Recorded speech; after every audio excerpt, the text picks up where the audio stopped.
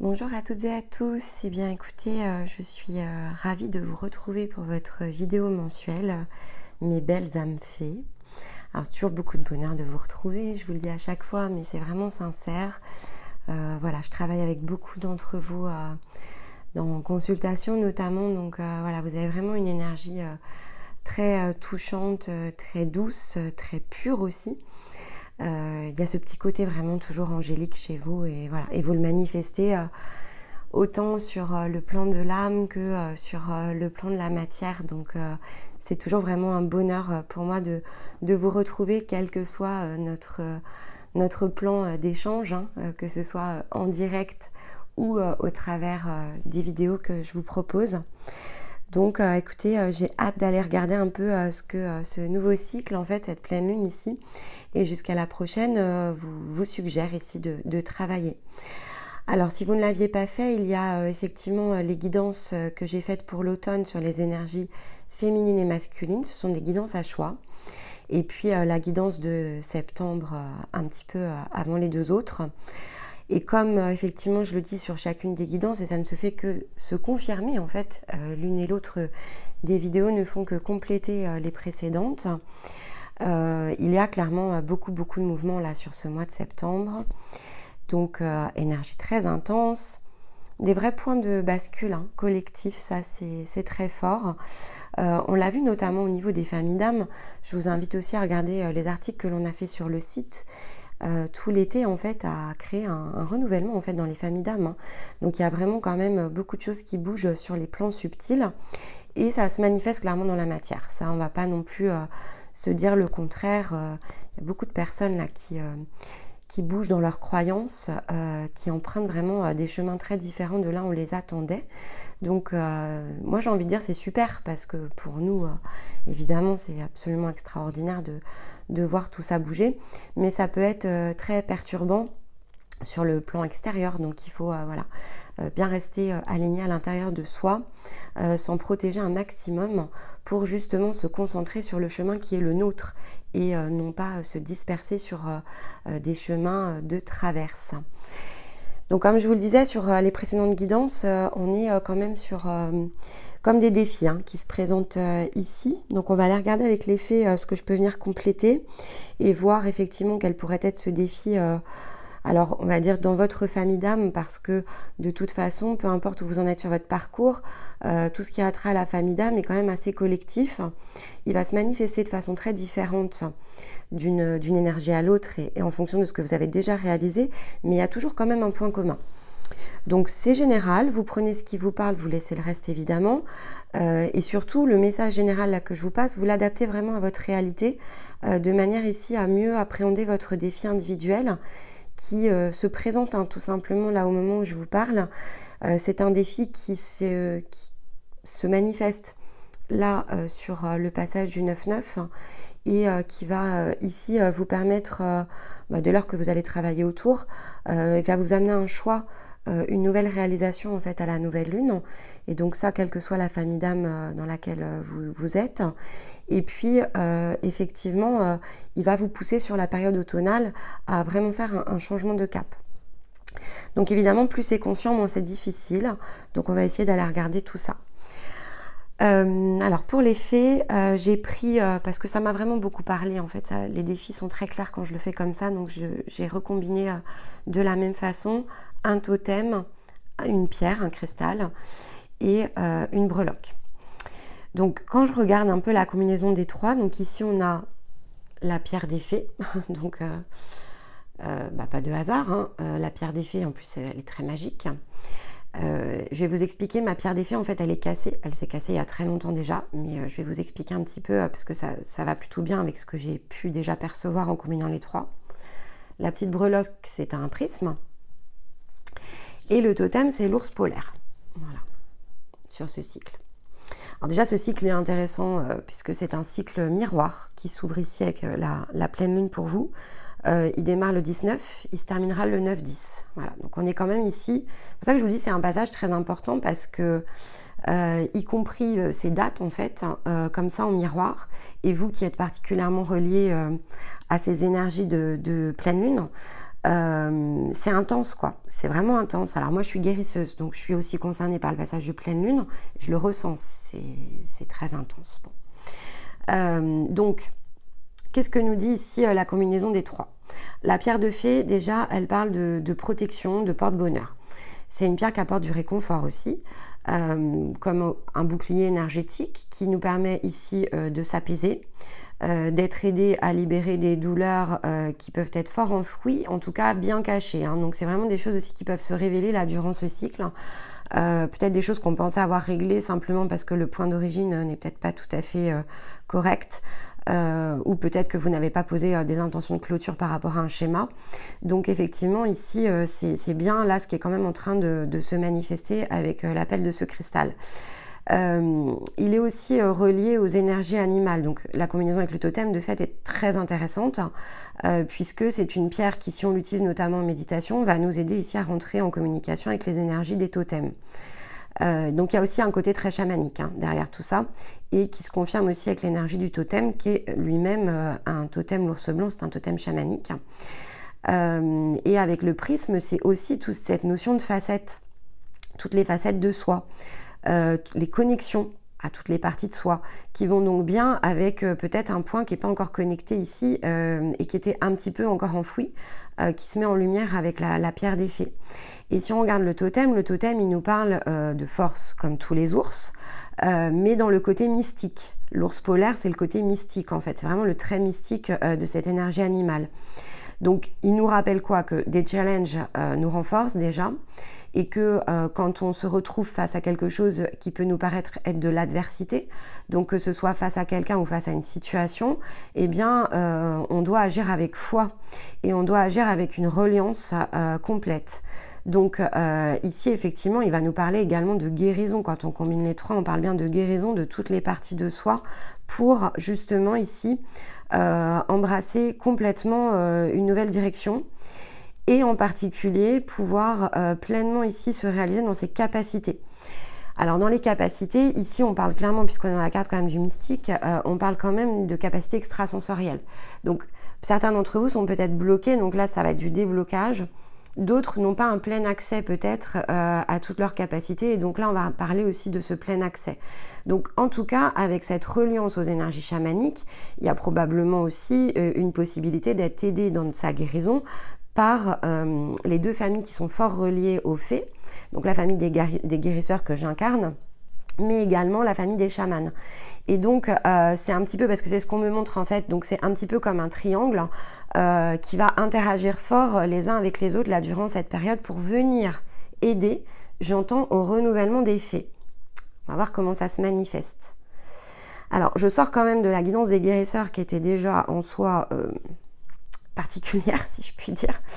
Je sais pas pourquoi, je sens que là c'est un petit peu particulier aussi là avec cette combinaison des trois. Bon, qu'est-ce qu'on est en train de se dire? Que l'effet se transforme, puisque là en d'autres decks déjà on a l'unité. Donc je vais aller regarder celui-là, il m'intéresse de mandala, mais il y a l'unité. Donc de toute façon il y a bien le retour à l'unité. Ce que je vous disais, ça va vraiment avec le prisme.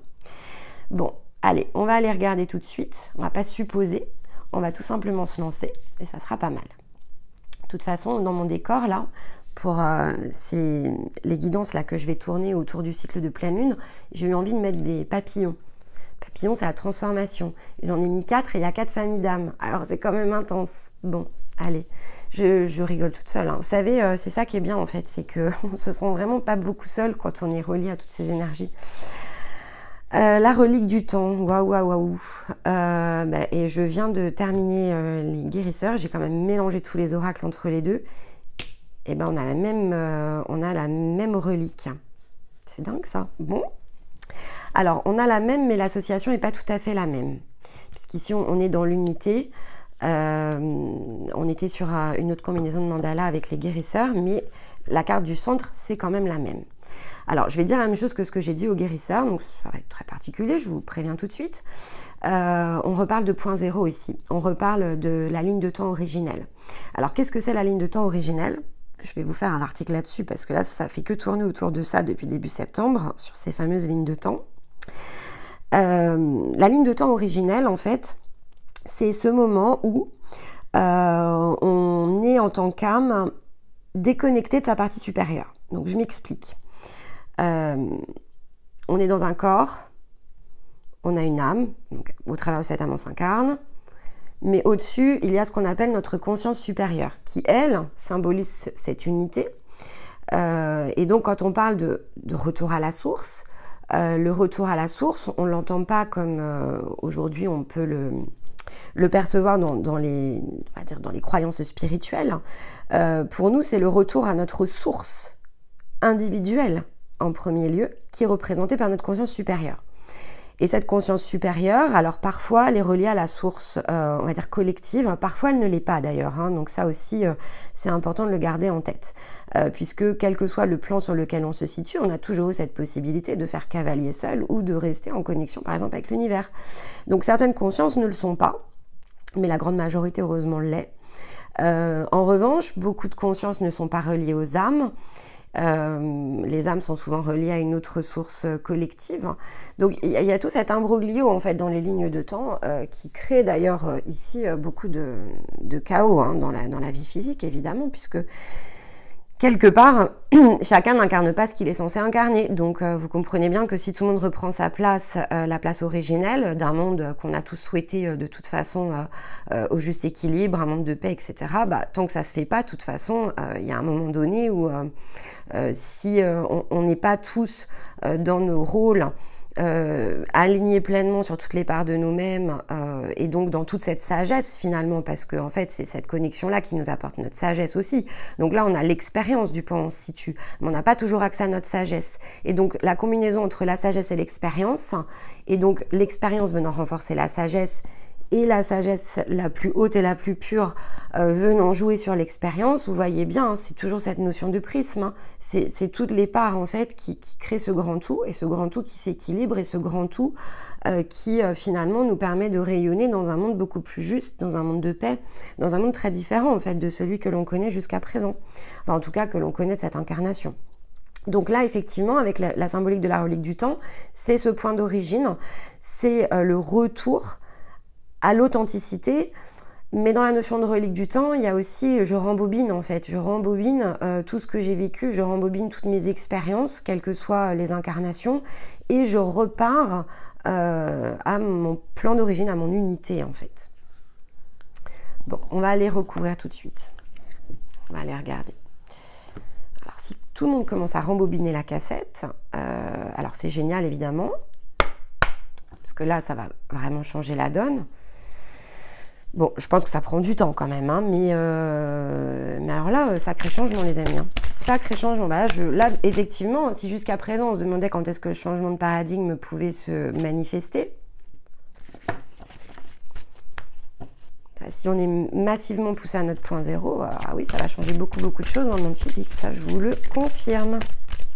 Bah, c'est tout ce qu'on souhaite, hein. Hop, bah, voilà, hop. Allez, on a déjà la carte du voyage. Carte, voilà, hop, hop, hop.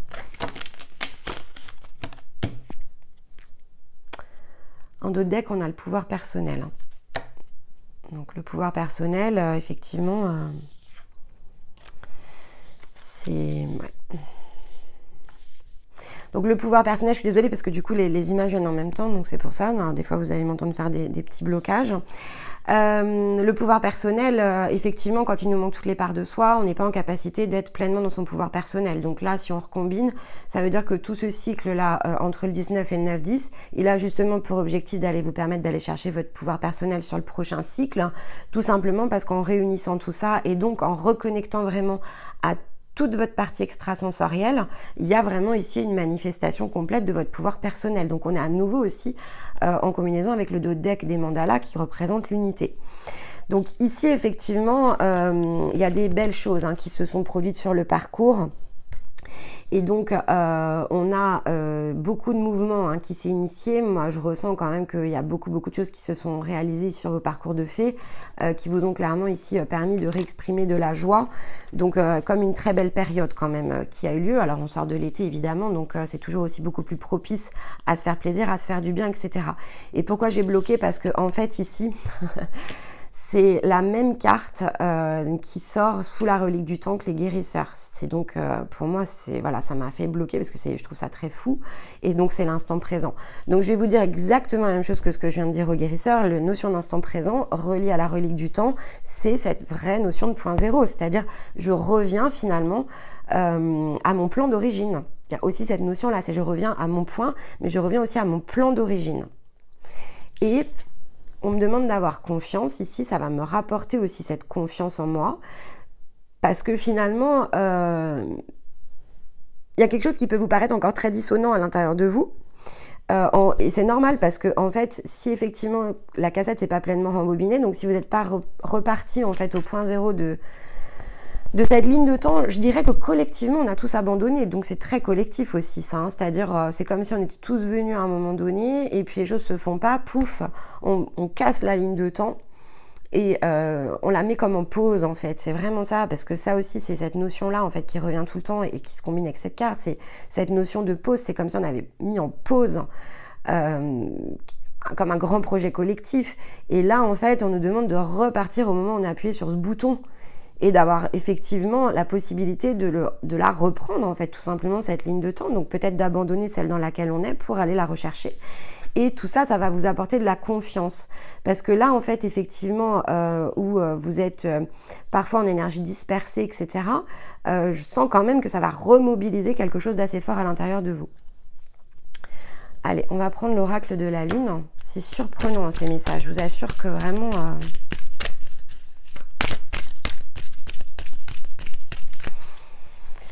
Ouais, bah, j'attendais ce moment avec ces mains, on se disait, voilà, on sent bien qu'il y a des choses qui se passent là, on le voit. Alors on a toujours la crainte aussi de l'exprimer parce qu'on se dit, bon, voilà, ça fait, on est tous nombreux hein, à attendre cette espèce de renouvellement complet. Voilà, j'ai l'impression qu'on est dans le reset. Bon, de toute façon, on me dit d'autres decks, donc de changement.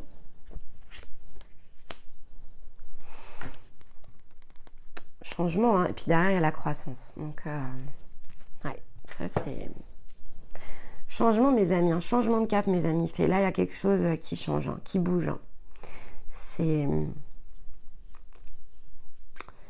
Ça a l'air costaud en fait. Ça a l'air costaud. Bon, allez, on va prendre ici déjà pour aller recouvrir là l'oracle des miroirs. Je suis passée en énergie neutre là sur ces guidances là, sur ce mois-ci, parce que c'est vrai que même si je suis une énergie féminine, que j'aime bien de fait utiliser des énergies féminines, on a quand même de plus en plus d'hommes. D'ailleurs, la majorité des gens qui nous regardent sont quand même des hommes hein, sur cette chaîne, faut en être conscient. Et donc, un homme ne veut pas dire énergie masculine, hein, mais effectivement, voilà, je me dis, bon, on est vraiment ici quand même dans un besoin d'équilibre, donc je prends l'oracle des miroirs.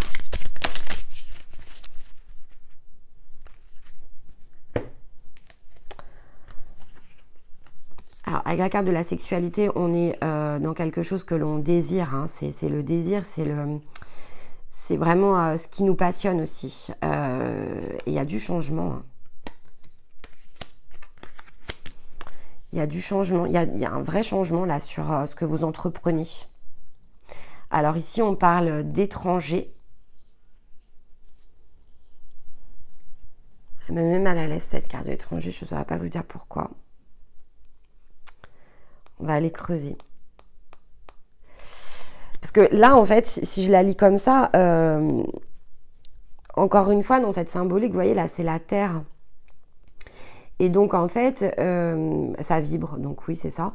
Encore une fois, c'est la notion du point d'origine. C'est-à-dire que là, en fait, c'est au moment où on a choisi, dans nos énergies, de venir sur Terre, mais dans encore cette notion de point zéro. C'est-à-dire pourquoi on est venu ici. Et puis après, on a incarné plein d'autres choses. Mais là, on est vraiment dans le pourquoi on est venu ici. C'est vraiment ce qu'on nous pousse ici à regarder avec vous, mes amis. Bon.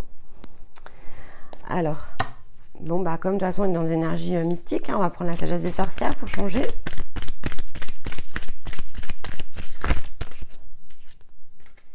Ouais, encore la carte du pouvoir. Intensification. Donc là, on vous demande clairement ici d'aller débloquer ce qu'il faut débloquer pour intensifier votre pouvoir. Alors, je l'ai vu sur l'une d'entre vous, donc je vais le dire, parce que ça, je l'ai vu, mais je ne l'ai pas encore vérifié. c'est pas exclu finalement que ce que pour l'instant j'identifiais comme une possible réorientation sur le plan de l'âme, donc un nouveau choix d'âme au niveau de la famille, ce soit plus collectif que ce que j'avais pu percevoir. Parce qu'ici, avec l'intensification, quelque chose qui bouge quand même au niveau de la famille d'âme des fées. Alors vous verrez, de toute façon, j'ai eu envie de changer votre image. Vous le verrez, votre vignette, elle a changé. En travaillant sur les familles d'âmes, là, ces dernières semaines, j'ai réajusté certaines vignettes parce que vos vibrations, je les ai vues changer. Donc j'ai changé les images. Et donc la vôtre, j'ai ressenti le besoin de changement. J'ai senti le besoin de changement. Donc on va l'observer de près durant là tout ce cycle. On va regarder. Il y a de l'évolution quand même dans la famille d'âmes des fées. Et donc ça va forcément ici se manifester par votre intérieur. Allez, on prend au niveau de la guérison de l'âme. Transgénérationnel, je travaille sur ma lignée. Et je vibre l'amour inconditionnel. Donc là, ça a trait à ce que je vous disais aux parties de vous-même. Il y a du transgénérationnel. Avec le transgénérationnel, parce que là, il y a un groupe, en fait, que je vois comme image. Donc là, vous voyez, ici, on est effectivement dans cette partie la plus haute, d'accord?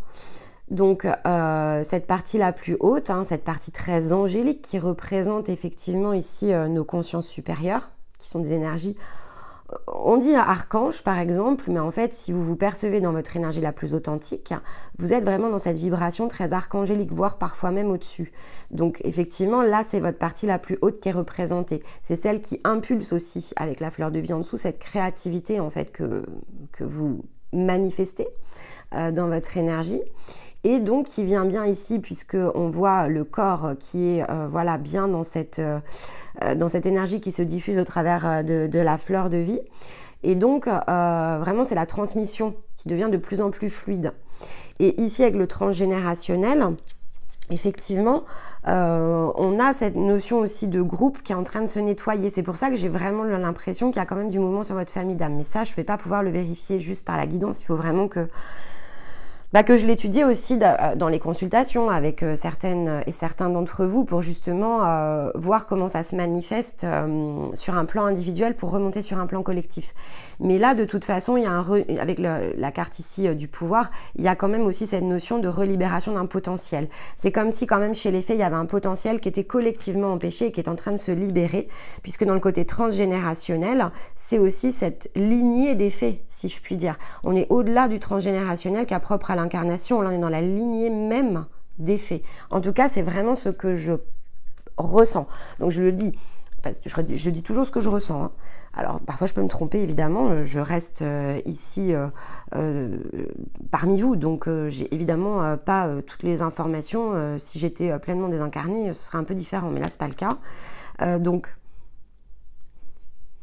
c'est peut-être sur la ligne de temps collective des fées. Je vais creuser, mais ça, il va falloir que je creuse avec vous aussi en consultation, parce que je ne vais pas pouvoir le faire simplement sur le plan juste désincarné.